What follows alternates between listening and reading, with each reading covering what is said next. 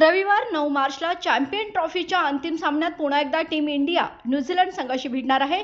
Champion ट्रॉफीच्या फायनलमध्ये तब्बल 25 वर्षांनंतर दोन्ही संघ आमने-सामने असणार आहेत। आता रविवारी टीम इंडिया 25 वर्षापूर्वीच्या पराभवाची परतफेड करणार की विजेती पदाला गवसणी घालणार का?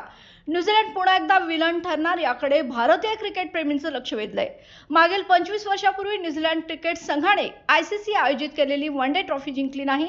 त्यामुळे न्यूझीलंड संघ 2015 आणि 2019च्या वन डे विश्वचषकाच्या अंतिम फेरीत पोहोचला होता, परंतु दोन्ही वेळा पराभवाचा सामना करावा लागला। पण आता पुन्हा एकदा रोहित शर्मांच्या नेतृत्वाखाली भारतीय संघाशी होणारा मुकाबला या संघासाठी मोठे आव्हानात्मक बनले आहे।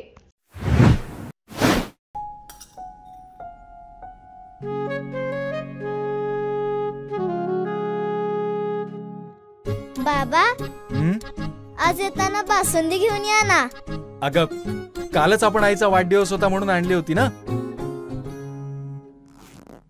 ऐकलं, गोकुळची बासुंदी पुन्हा खावीशी वाटतेय।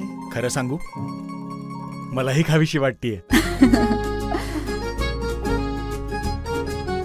पुन्हा पुन्हा खावीशी वाटणारी गोकुळ बासुंदी।